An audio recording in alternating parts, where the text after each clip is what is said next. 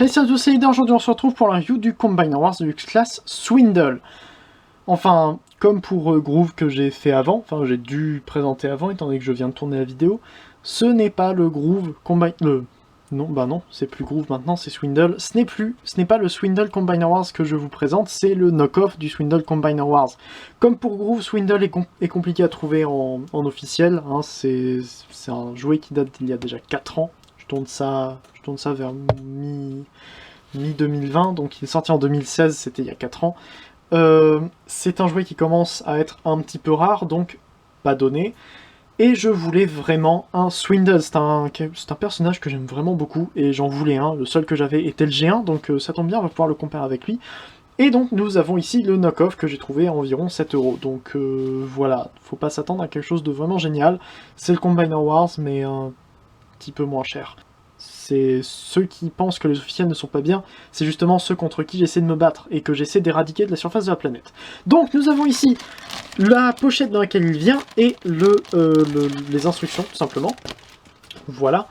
Donc les instructions qui manquent d'encre, comme pour Groove, mais qui devraient être à peu près complexes. C'est du Combiner Wars, donc les instructions, il n'y en a pas spécialement besoin, c'est très simple. Et nous avons ici Swindle en mode alternatif. Swindle est un remold extensif de Rook. Rook qui était un nouveau personnage, et justement j'ai réutilisé le fait que Swindle soit un remold de Rook pour faire un custom de Rook G1 à partir d'un rollbar qui est d'un faux rollbar RID qui est donc un repaint de Swindle G1, donc voilà.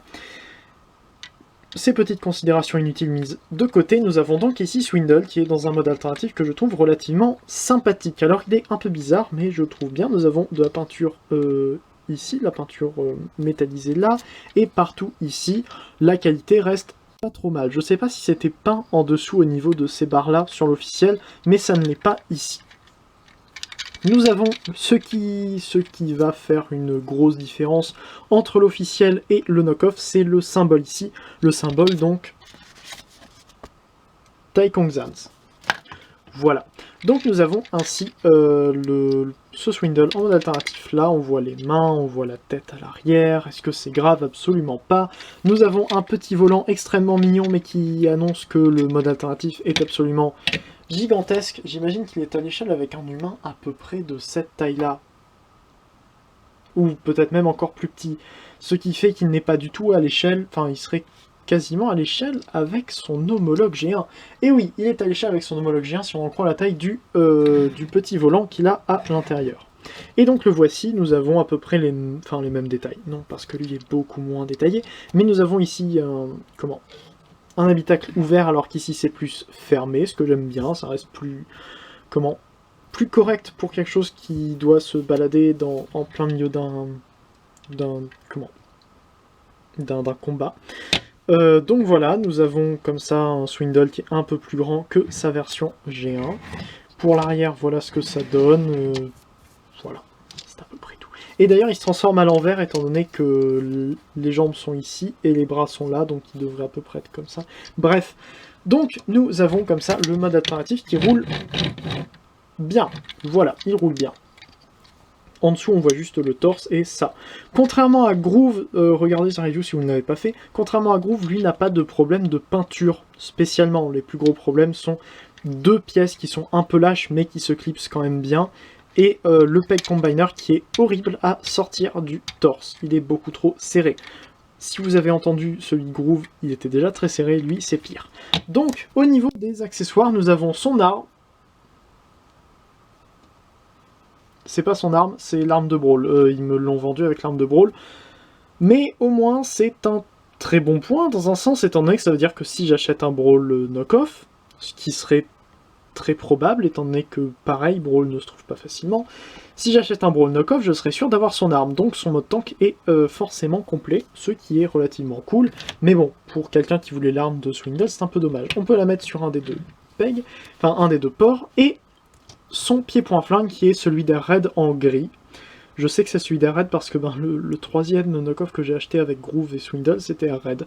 Dites-moi en commentaire si vous voulez l'avoir, je tournerai pas la review juste après, donc je sais pas si je la ferai ou pas. Donc, nous avons ainsi les articulations qui fonctionnent bien, c'est un peu solide à cet endroit-là. Les doigts se sortent, comme ceci, et donc on peut évidemment mettre là-dedans. J'ai limé le peg 5 mm pour des raisons d'impossibilité de le mettre à l'avant du mode alt en mode combiné. Et c'était pas le peg 5 mm qui avait un problème, c'était cette partie-là en dessous. Donc j'ai limé le peg 5 mm qui maintenant est un peu trop lâche. On peut le mettre dedans, mais il bouge très facilement.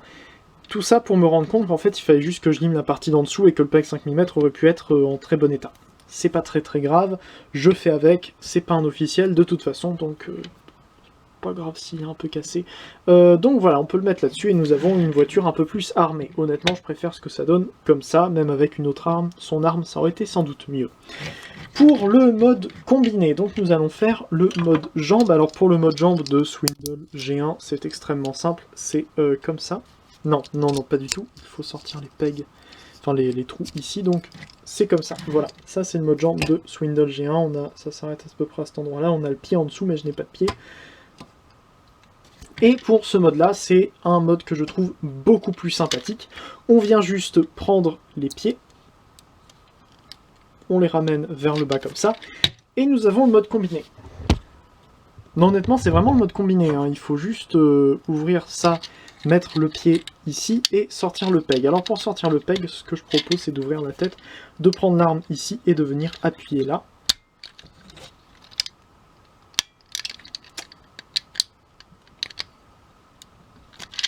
Je vais pas découper, j'ai envie de vous montrer un peu.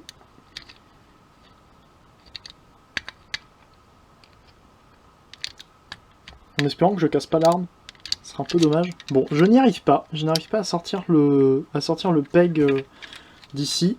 En général, il me faut surtout un cure-dent, mais vous voyez qu'il est là et il ne veut pas sortir, mais je vous jure qu'il peut sortir.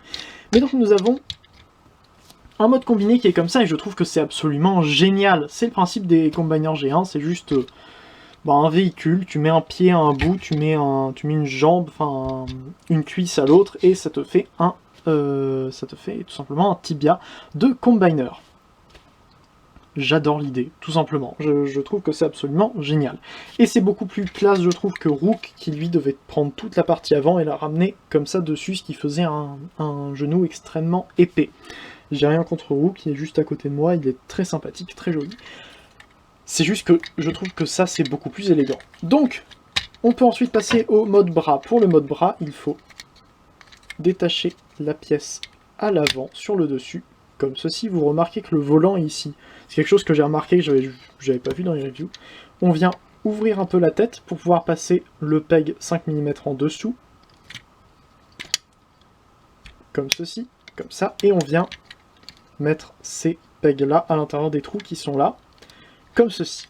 Et ensuite on peut venir détacher ça. Alors ça peut être un peu difficile, il faut juste lever un peu les bras. On vient détacher et ramener sur le côté. C'est comme pour Rook. Si vous vous souvenez de ma review de Rook, celle qui est sortie il y a un peu plus de... il y a 4 ans et demi à peu près. Voilà ce que ça donne. Et j'ai perdu un morceau de plastique noir qui devait être à l'intérieur. Voilà, qui devait être à peu près à cet endroit-là.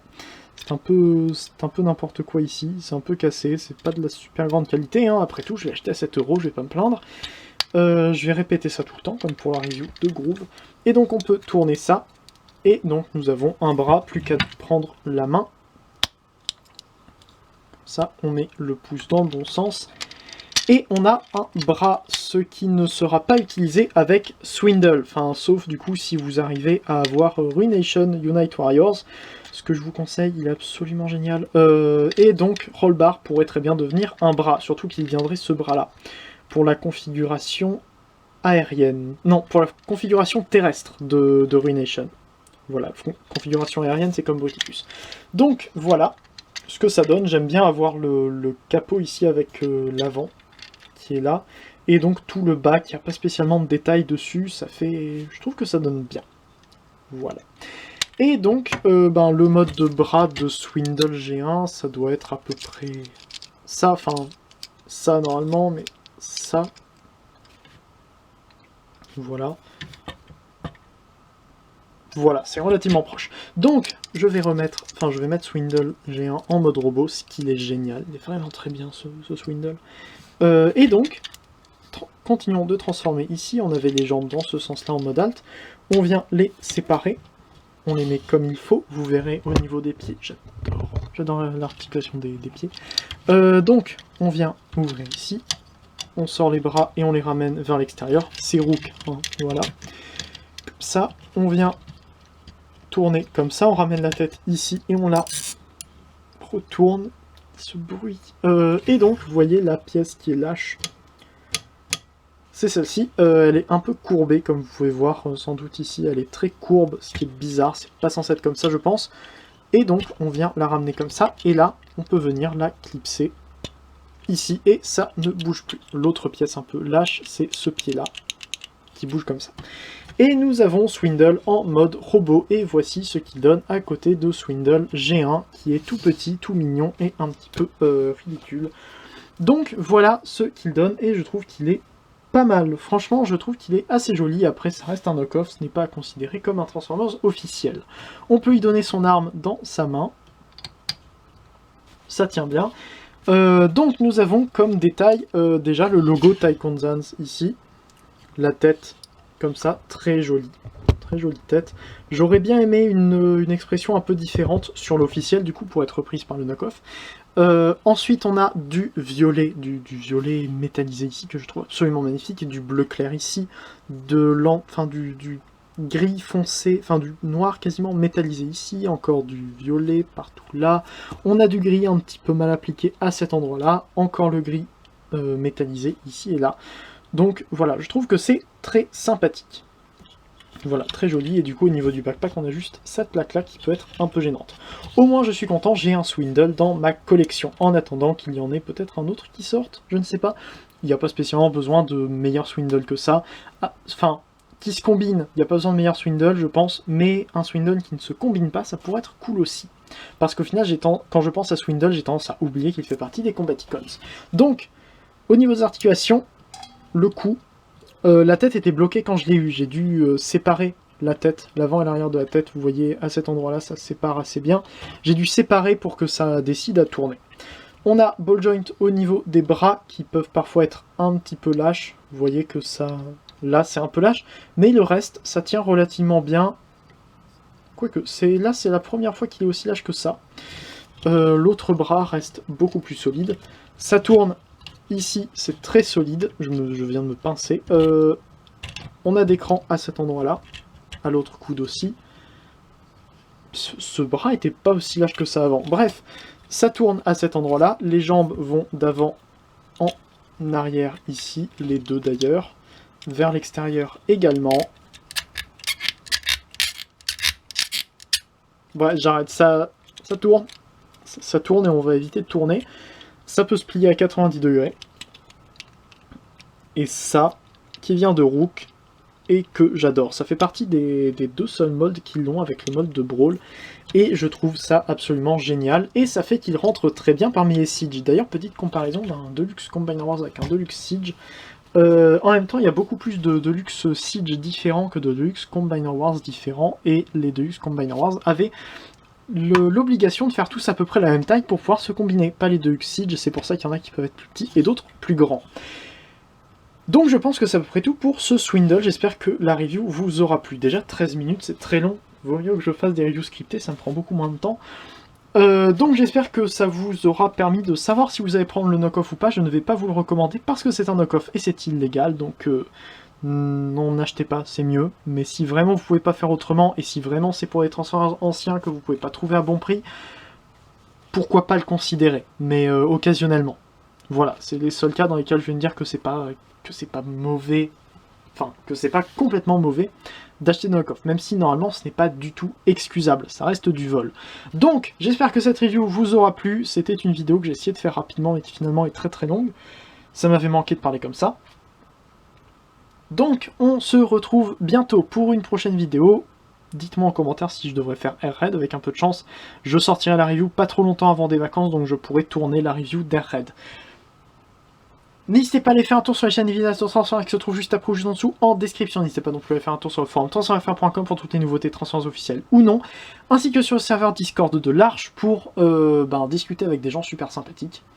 C'est ouvert, on accueille tout le monde, on veut que tout le monde vienne, donc venez et vous ne serez pas déçus. Voilà, donc, je crois que c'était tout. On se retrouve la semaine prochaine. Enfin, non, pas la semaine prochaine, je sais pas quand. On se retrouve bientôt pour une prochaine vidéo. C'était Hidor, fin de forme un jour, fin de forme toujours et salut.